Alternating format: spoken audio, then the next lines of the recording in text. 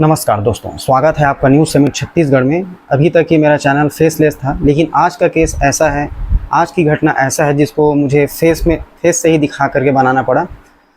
दोस्तों, आपने अभी तक ऐसा घटना और ऐसा वीडियो देखा होगा जिसमें एक महिलाओं को उसके ससुराल द्वारा प्रताड़ित किया जाता है दहेज के नाम पर। बहुत सारे हैं ऐसा जो वीडियो है जो आपको देखने को मिला होगा न्यूज़ चैनल में। एक महिलाओं को प्रताड़ित किया जाता है उसके सास द्वारा, उसके ससुर द्वारा और उसके पति द्वारा। लेकिन आज का घटना ऐसा है दोस्तों, जिसमें एक पति को एक पत्नी के चलते सुसाइड करना पड़ा। और ये लाइव सुसाइड है जो उसने अपना 29 मिनट का जो वीडियो बनाया है, उसको आप खुद देखेंगे और खुद कहेंगे कि 4 महीने के शादी में एक पत्नी और उसके पूरे फैमिली द्वारा इतना प्रताड़ित किया गया कि उसको आत्महत्या करना पड़ा। और आत्महत्या करने से पहले प्रॉपर एक वीडियो तैयार किया गया है, और उस आप वीडियो को देखिए और अपना राय कमेंट में दीजिए। जय हिंद दोस्तों, जय छत्तीसगढ़। हेलो दोस्तों, मेरा नाम आनंद देवांगन है और मैं बिलासपुर छत्तीसगढ़ से रहने वाला हूँ। मेरा जन्म स्थल भिलाई बलौदा छत्तीसगढ़ है और आज मैं आत्महत्या करने वाला हूँ। इसीलिए मैं पहले ये वीडियो बनाना चाह रहा हूँ, क्योंकि इसके पीछे बहुत बड़ा कारण है। क्या है, मेरी पत्नी मेरे को छोड़ करके चली गई है और हमारा शादी 27 नवंबर 2024 को हुआ था और वो 25 मार्च 2025 को चली गई। 4 महीना भी कंप्लीट नहीं हुआ था, सिर्फ अपने मम्मी और दीदी लोग के बहकावे में आकर के। मैं बहुत से वकीलों का सलाह लिया और सभी ने मेरे को ये बोला कि भाई लड़की पक्ष ही स्ट्रांग है, क्योंकि आजकल का जो संविधान है, कानून है, नियम है, सभी उन्हीं के पक्षों में है। आप चाहे कितना भी सही रहें, फिर भी से कोर्ट कानून सिर्फ उन्हीं की ही बात सुनेंगे। मेरे पास सबूत भी है उन लोगों के खिलाफ, फिर भी से मेरा केस मजबूत नहीं है। और उन्होंने बोला कि भाई कोई गारंटी नहीं है कि तुम्हारी घरवाली वापस आएगी। बता रहा हूँ, एक दिन में 20 से 30 बार मेरे ससुराल वाले मेरे घरवाली को कॉल करते थे और सिर्फ कचरा दिमाग में उसके डालते रहते थे। मैं लास्ट 2 से 3 दिन का उन लोगों को बात का रिकॉर्डिंग रखा हूँ, जिसमें आप सुनोगे तो आप खुद बोलोगे कि भाई ऐसे में तो कोई भी लड़की अपने ससुराल में नहीं रह पाएगी अपने पति, अपने सास ससुर के साथ। हमारे घर में सिर्फ मैं हूँ, मेरे मम्मी और पापा, हम तीनों के तीनों बस हैं। मेरे मम्मी पापा कभी भी किसी भी चीज़ के लिए रोकते टोकते नहीं हैं। वो खुद एक कपल की तरह रहते हैं और उन्होंने ना मेरे को आज तक रोका है टोका है और ना ही उसको कभी भी रोका टोका है। 4 महीने में सिर्फ 2 ही महीना हुआ था कि उसको साड़ी से सूट पहनने दिया गया। हम लोग कभी भी उसको रोके टोके नहीं हैं। यहाँ तक मैं बता रहा हूँ, 4 महीने मेरा शादी में मैं उसको 2 महीने सिर्फ बाहर ही घुमाया हूँ। हर चीज़, हर ज़रूरत का सामान उसके मांगने से पहले ला कर के दिया हूँ। जहाँ बोलती वहाँ लेकर के गया हूँ। फिर भी से मेरे को अपने मम्मी, अपने दोनों दीदी, अपने जीजा जी के बहकावे में आकर के चली गई है। मैंने कल उससे लास्ट टाइम बात किया और उसने मेरे को बोला कि मैं नहीं आऊँगी, मैं अपने मम्मी पापा को नहीं छोड़ूंगी और नहीं आऊँगी पूरी डायरेक्टर। मेरे पास आत्महत्या करने के सिवा कोई भी चारा नहीं है, क्योंकि न कानून है, न व्यवस्था है, न समाज है, न कोई है। कोई साथ नहीं देने वाला, सिर्फ लड़की को बस सुनते हैं। मेरा भी तो कोई दुख को सुनो, मेरा भी तो कोई तकलीफ को सुनो, कोई नहीं है सुनने वाला।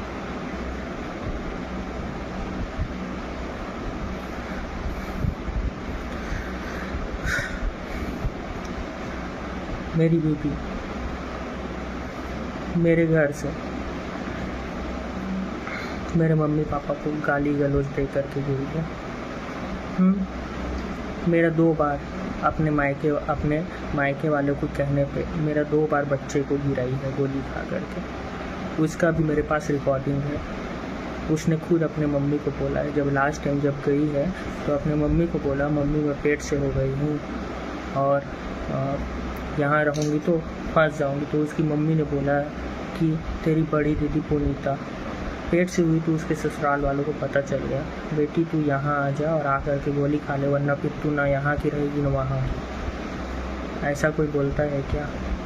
हाँ, क्या बोलती है उसकी मम्मी? अपने सास ससुर से उंगली दिखा करके ऊंची आवाज़ में गाली गलौज से बात किया कर। ये सब का सब भी है मेरे पास रिकॉर्डिंग।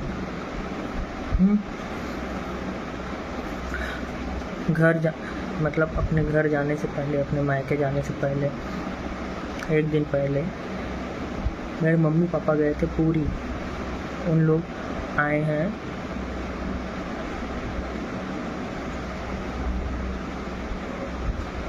23 तारीख को है। 23 तारीख को रात को 2 बजे आए हैं, ठीक है। और 24 तारीख को सुबह जब पापा उठ करके बैठे थे, मैं बाथरूम में था और तो फिर सुबह आई और पापा को बोली, क्या बोली कि मेरी मम्मी का तबीयत ख़राब है और मेरे को चांपा जाना है मेरे मायके। तो मेरे पापा बोले कि बेटी अभी हम लोग थक के आए हैं, इस बारे में बाद में बात करेंगे। तो फिर उसने मुँह छूट गाली दिया, बेर्रा बड़वा मुर्दाई हमर जही तम है जहूँ का।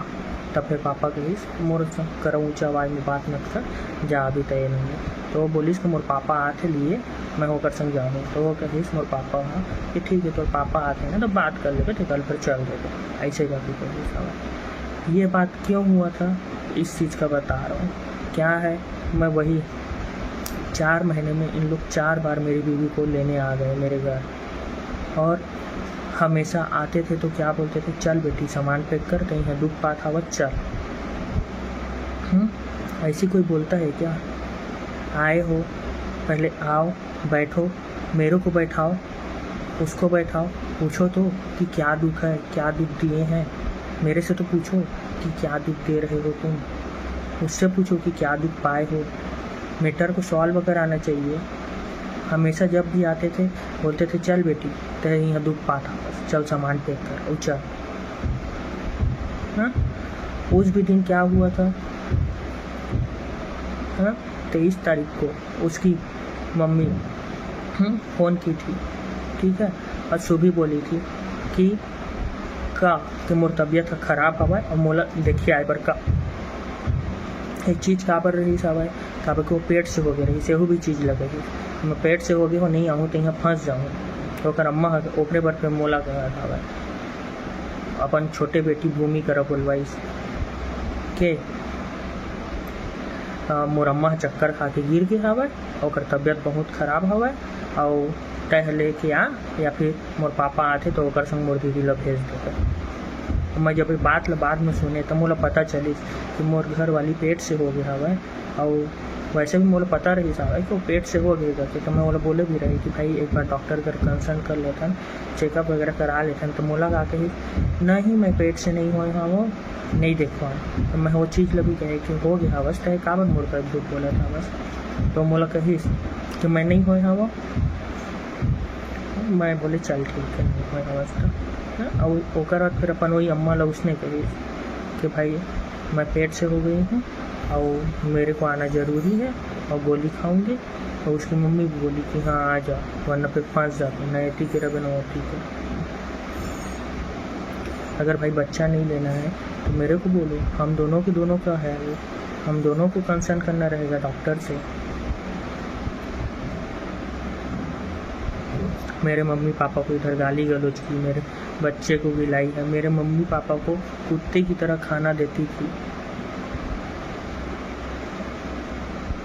मैं परेशान हो गया हूँ। मैं बता रहा हूँ 3 बार विथ फैमिली हम लोग गए हैं उसके घर में लेने के लिए, ठीक है। और जब चौथी बार जब गया तो उन लोग क्या बोले कि अकेले आ मेरे घर। तो मैं और समाज के लोगों के थ्रू बुलवाए थे, ठीक है। और मैं बोला समाज के आदमी को कि भाई मैं उसके यहाँ अकेले नहीं जाने वाला, क्योंकि मैटर बहुत बिगड़ गए हैं। आप बोलोगे मैं आपके घर आ जाऊँगा, पर अकेले वहाँ नहीं जाऊँगा। तो जब गया मैं, ठीक है, समाज के घर के यहाँ, ठीक है, तो उन्होंने मेरे को बोला था कि हाँ ठीक है उसी के यहाँ से भेजेंगे बोल के। और जब मैं वहाँ गया लेने के लिए तो डायरेक्ट बोल दिए नहीं भेजेंगे बोल के। 3 बार ऑलरेडी जब हम लोग अपने पूरे फैमिली के साथ गए थे लेने के लिए तो भी वैसे ही बोले आओ जाएंगे बोल करके, और जाने पे वैसे ही बोलते थे, बस सुनाते थे और नहीं भेजते थे और नहीं जाऊँगी बोलते थे। जब चौथी बार मैं आया, ठीक है, मेरे को खाली हाथ ही लौटना पड़ा। उस टाइम फिर मैं गुस्से में हो गया। तो मैं गुस्से में समाज के आदमी को बोला कि भाई मेरे को तलाक दे दो, मेरे को ऐसा बार बार घूमना पसंद नहीं है। उस भी दिन उन लोग राज़ी हो गए तलाक के लिए तुरंत, ठीक है। तहसील में जा कर के मैं बैठा था 1.5 घंटा से, उन लोग आ रहे हैं बोल के बस बेवकूफ़ बस बनाए, आए नहीं। और फिर मैं घर आ गया अपने। अब घर आया हूँ, फिर 2-3 दिन के बाद समाज के आदमी बोल रहे हैं मेरे को कॉल करके कि वो तलाक दीवर तैयार है, तय आके लेके आ। मैं कहे मैं तो बाद में बताऊँ सोच के। उसके बाद फिर मैं सुबह से कांटेक्ट करता रहा फ़ोन में 2-3 दिन तक। मैं उसको बोला कि यार आ जाओ, क्यों ऐसा कर रही हो, जो हो गया हो गया।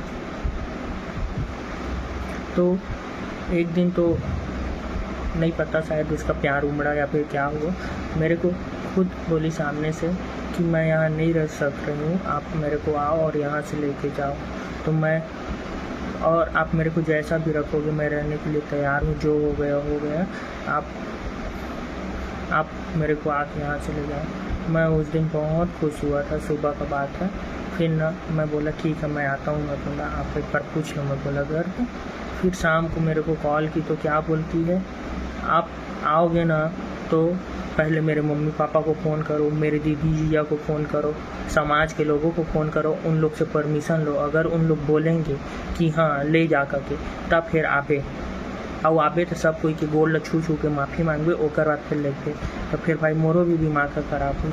मैं कहे भाई वैसा क्यों मैं करूँगा, आप बोल रहे हो तो आपके मम्मी पापा से एक बार मैं पूछ लूँगा, पर बाकी लोगों से मेरे को पूछने का क्या ज़रूरत है, ऐसा मैं बोला।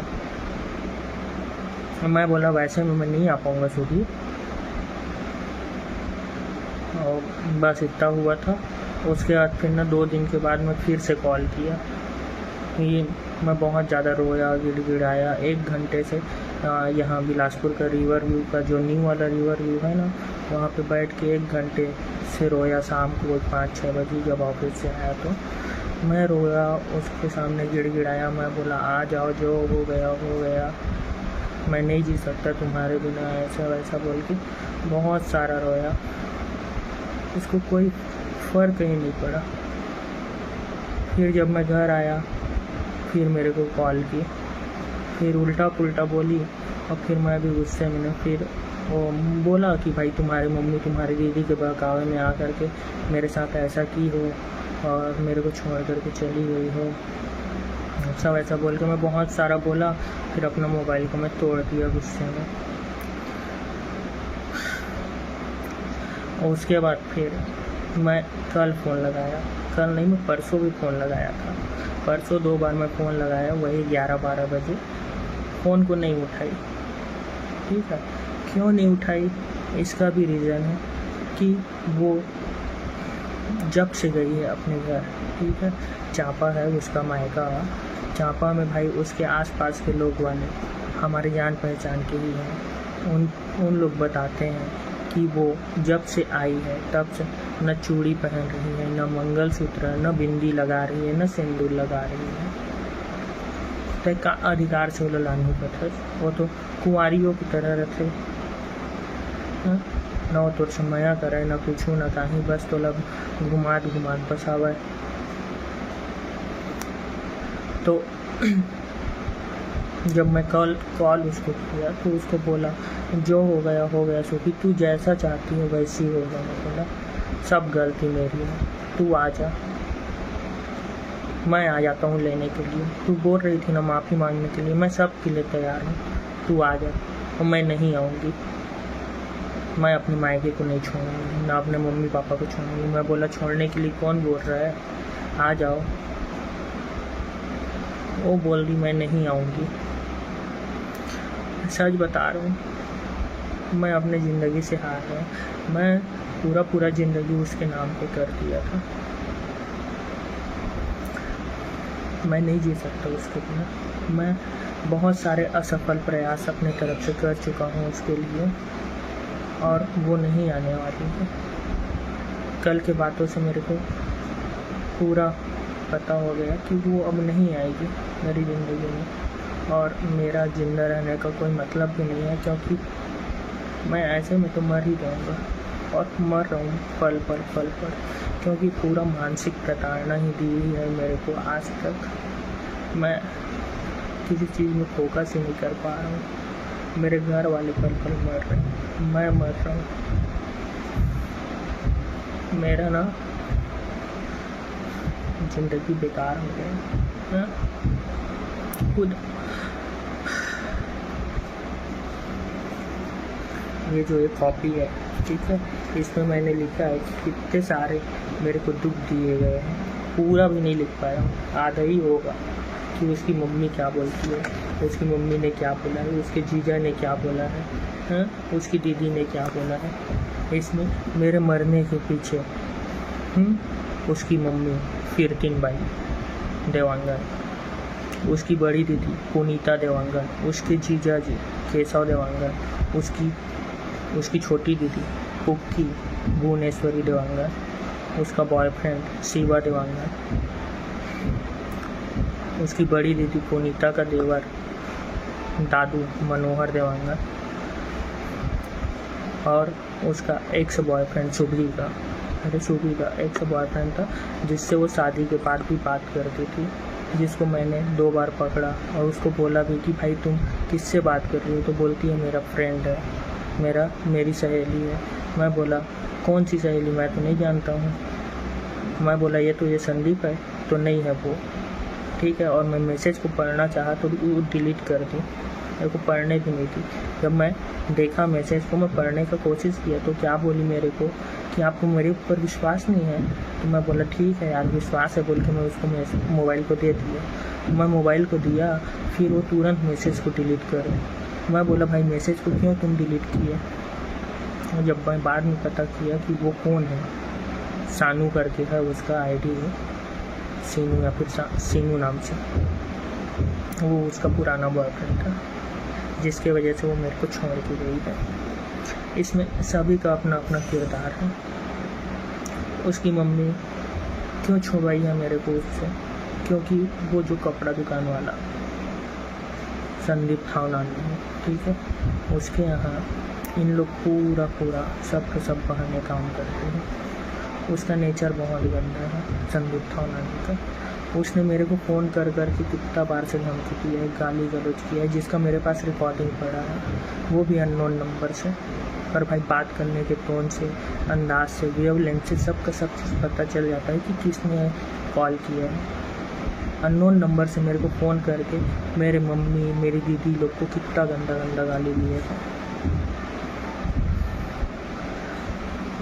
खुद सुबह मेरे को बताती थी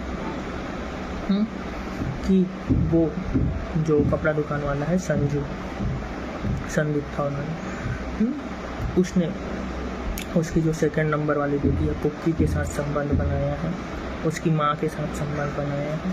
कितने बार से बताई है। वो सेल भी लगाता है अपने दुकान में, तो वहाँ जो लेडीज़ लोग आए रहते हैं उनके साथ गलत व्यवहार करते हैं। मतलब वो सेल इसीलिए लगाता है। उस चीज़ को भी मेरे को बताई है। आप मेरे को बताओ भाई, आज के दिन में इंसान कौन किसी को पैसा देता है? सुबह जब शादी हुआ तो उसकी खुद बुआ लोगों ने बताया, सुबह के बुआ लोगों ने, कि वो संजू जो है उसके यहाँ एक ग्राहक है जो उड़ीसा से आया था, ठीक है, वो 1,10,000 रुपया इनकी शादी पे स्पॉन्सर करने आया था, देने आया था। खुद इसकी बड़ी दीदी जिसका शादी 2 साल हो गए हैं, सुबह की दीदी का, उसको 40,000 रुपये का मोबाइल गिफ्ट किया है उसके बर्थडे पे। मेरे ही सामने का बात है। शुभी को क्या बोला, iPhone 15 लेगी शुभी, जब उसके पास मोबाइल नहीं था, घर का मोबाइल से मेरे से बात करती थी, ठीक है। उसने मेरे को जिद भी किया था शुभी ने कि मेरे को मोबाइल दो, तो मैंने बोला कि यार शादी के बाद ले लेना, अभी से क्या ज़रूरत है। तो नहीं, मेरे को दो। हम लोग एक बार उसके दुकान गए थे लेने के लिए, तो मेरे ही सामने बोला यार शुभी iPhone 15 लेगी। मैं सोचा कि भाई ये कल के कल iPhone 15 के चक्कर में मेरी घर वाली से, मेरी मंगेतर से क्या मांग ले, उसी की इसमें मैं उसको फिर मोबाइल दिया शुभी को, वरना फिर मैं शादी के बाद ही देता मोबाइल।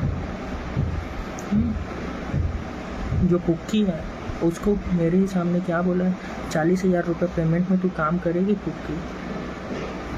तो क्या बोली कि उससे ज़्यादा तो मैं ऐसे ही कमा लेती हूँ। भाई क्या काम करते हैं कपड़े में ऐसे लोग कि भाई 40,000 रुपये से ज़्यादा कमाई हो जाता है मंथली का। कोई भी आदमी रहे, 10 साल हो गया है उसको काम करते हुए वहाँ, मैं मान रहा हूँ 10 साल में आदमी कितना देगा, 20,000 रुपये देगा, उससे ज़्यादा थोड़ी देगा। वो तो 40,000 रुपये से ज़्यादा कमा लेती है। उसकी माँ सिर पर इसी वजह से क्या मेरे को बोली थी शादी से पहले उसकी माँ कि तय शादी होकर जाके तय अभी कमात हवस, जो भी लगे तय अभी कमात हवस महीना के 6,000 रुपये, तो फिर तय चल देवे, तय तो कमाई हम और बंद हो जाएगी। तो कौन भी बोला, तो शुभी का कहा था आप देना कहा थे मेरे घर में महीना 5,000 रुपया। उसके बाद फिर मैं हामी भर दिया था। फिर मैं सोचा कि भाई इन लोग मजाक में बोल रहे हैं या फिर कैसे। मैं उसकी मम्मी से पूछा भी इस चीज़ को, उसकी मम्मी बोली हाँ सही है, देना पड़ेगा। और मेरा बड़ा दामाद देता है बोली। मैं बोले भाई ऐसे में तो फिर हम नहीं कर सकते शादी का, 5,000 रुपये तय तो EMI टाइप की जत करत थे, जैसे हम कुछ खरीदे हैं तो यहाँ ले। तो इसके वजह से हम रिश्ता तोड़ दिए थे। फिर वो का बोली कि ठीक है मत दे देते। हाँ, अभी उसकी मम्मी सिर्फ इसी वजह से ही तोड़वाई है रिश्ता को कि भाई दुकान से वो कमा के ला रही थी और अपनी मम्मी को पकड़ा रही थी, बस उसका सिर्फ बस पैसा बस खाने के लिए वो रिश्ता को तोड़वाई है। उसकी जो बड़ी दीदी है पुनीता, जो जेठा गई है शादी हो करके, क्या बोली है, राजा मेरे को ना पहले पसंद था ना आज पसंद है। इसका भी है मेरे पास रिकॉर्डिंग, शुभी को खुद बोली है, राजा ना मेरे को पहले पसंद था ना आज पसंद है। मैं तो पहले भी उसका रिश्ता तोड़वाना चाह रही थी और आज भी चाह रही हूँ, और थोड़ा वापस वहाँ नहीं जाना है। सोच ले ताकि तोड़वा के जाके। एक दिन पहले की हमारी प्लानिंग रही साहब 24 तारीख के, और जहाँ तक कि 23 के संध्या को उनके भी रही साहब, पर ओकर मोर कर रिकॉर्डिंग का नहीं हवा, पर 24 के संध्या को उन्हें मैंने 1 घंटा ले भाई प्लानिंग करे हवा, जेकर मोर कर पूरा रिकॉर्डिंग का हवा। और 25 तारीख के जब है गई साहब, मैं घर में नहीं रहे हवा, न मोर कर पूछे न कुछ न कहीं। और ऊपर से मोर अम्मा के ऊपर झूठा इल्ज़ाम लगाते कि अम्मा मोर 25 तारीख के फ़ोन करके एक घर में कहे हवा कि आके अपन बेटी ले लेके जावा। मोर अम्मा 25 तारीख के फ़ोन करी सावा, पर का कही से कि तुम्हार बेटी है खाना हुआ नहीं खाता हवा, आवा वो समझावा, कुछ हो वजह तो फिर कैसे करबू, मोर बेटा वो भी नहीं मिला थे ऐसे करके कही। इसका तो महू भी नहीं रहे आओ, एक टेंशन की वजह से महू भी चल दिए रहे घर में छोड़ के। अब मैं 24 तारीख की प्लानिंग बनाए रही सकते कैसनो भी करके अपन सास ससुर अपन घर वाला टॉर्चर करके जिसना भी तोड़ हो हमन कर फ़ोन लगवाबे वही मन के थ्रू, आओ वो मन कही कि आवा और लेके जाओ अपन बेटी ला। एकरो भी ये मोर कर रिकॉर्डिंग प्रॉपर इतने तान के मेंटली टॉर्चर करे हवा। एक पुनीता दीदी है काबर तोड़वाना चाहत रही से रिश्ता ला अपन देवर बर। हाँ, जब इमन की जब शादी हुई सो इस टाइम हमन के रिश्ता फिक्स हो गए रही। जे टाइम पुनीता के शादी हुई सावन एक बड़े दी के वही टाइम मोर और शुभी के रिश्ता फिक्स हो गए रही सावन। एक जीजा वेला कुछ भी इज्जत नहीं मिली और एक जीजा चाहत रही से कि शुभी के बिहाव कर भाई करा होगा मनोहर देवांगन कर। अब शुभी मोर का तेजत होगी तो कुछ नहीं करत बनी ओटे बारे मन मोर रिश्ता ला तोड़वाना चाहत रही। तीसरा फुलेश्वरी पुक्की देवांगन। क्या हुआ, पुक्की यही जो अपने सेठ के साथ है, ठीक है, उसका बॉयफ्रेंड है शिवा, ठीक।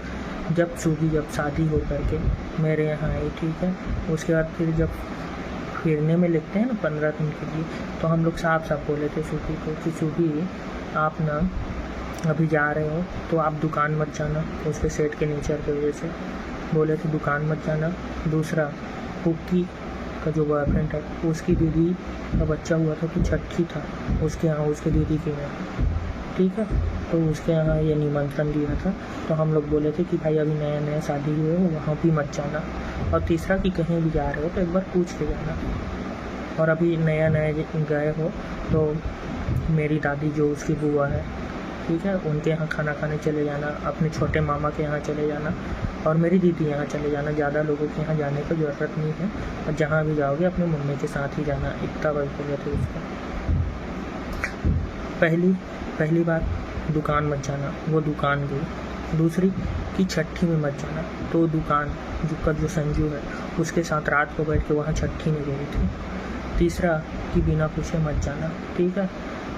तो क्या हुआ था, एक दिन मेरी बड़ी दीदी उसको खाना खाने के लिए बोली थी, ठीक है, तो वो वहाँ गई थी खाना खाने के लिए। उसकी जो छोटी दीदी है थी वो उसको कॉल की, ठीक है, और बोलती है कि मेरा बॉयफ्रेंड आ रहा है तो उसके साथ बैठ के आ जाना होटल सुमित में, वहाँ हम लोग खाना खाएंगे। ये ना मेरे को पूछी ना मेरे घर वालों को, उसके साथ गाड़ी में बैठ के चली गई, ठीक है। मैं बाद में फ़ोन किया, मैंने शायद मम्मी ने फ़ोन की दीदी को और पूछी कहाँ है बहुरिया आए खाना हुआ खाए करके, तो कहीं से आए रही थे पर संग ही सावे करके अपन दीदी के बॉयफ्रेंड के साथ। अब मैं उतना सुने तो भाई मोरो बीजी के दुख तो पापेज करिए कि भाई मोर घर वाली मोर कर एक भी बात नहीं पूछिस ना ही तू मन कर पूछे और चल दिस ककरो भी संग। और मैं फिर पापा ला कहे कि तह भेज दिए आवाज़ ऐसे तो पापा होकर अम्मा ला फ़ोन करके कही कि भाई अभी वो मन के बीच में कुछ भी नहीं हुआ है, कही तुम्हार पुक्की और शिवा के बीच में गर्लफ्रेंड बॉयफ्रेंड है, हाँ, वो मन दोनों के दोनों कोई घूमा चाहे कुछ भी करे, हमार बहुरिया ला का मतलब ले जाए कि अब हमन कर बिना पूछे कौन होते का हक से ले गई भी ऐसा अगर तोला नहीं जान देना रहीस ना, एक बार पूछना भी सही नहीं समझ इतने बस कहीस हमें पापा आई चीज़ के गुस्सा ला पुक्की है घरे आवे के टाइम मोर अम्मा ला सुनाए हवा से मोर बॉयफ्रेंड करे जाए नहीं दिए वाला घूमने करके और जब मैं गए हवा वो खाए पिए सब के आके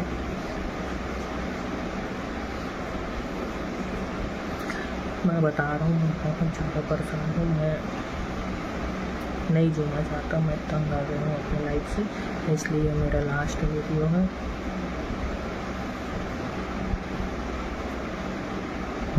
और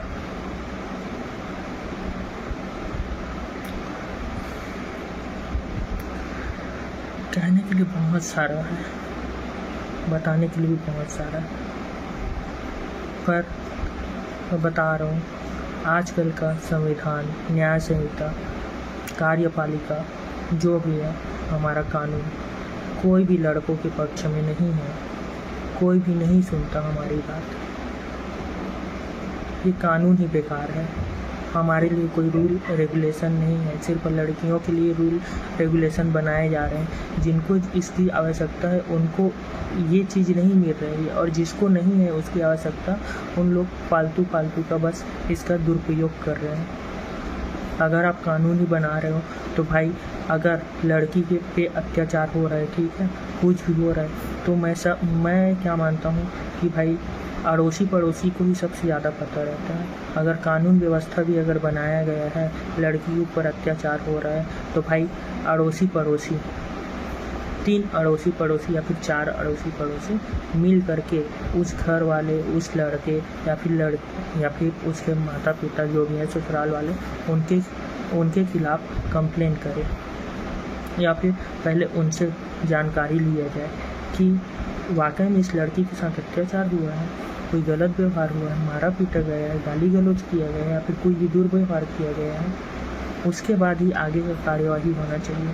सिर्फ लड़की के कहने पे या फिर सिर्फ एक ही पक्ष के सुनने से कुछ भी निर्णय नहीं लेना चाहिए, जो कि मेरे साथ आज हो रहा है।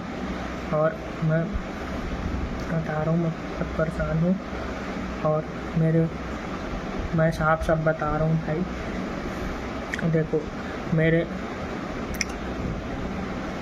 उसने साफ साफ बोला है और उसके घर वालों ने भी कि मेरे से वो शादी सिर्फ मेरे पैसों की वजह से ही की है।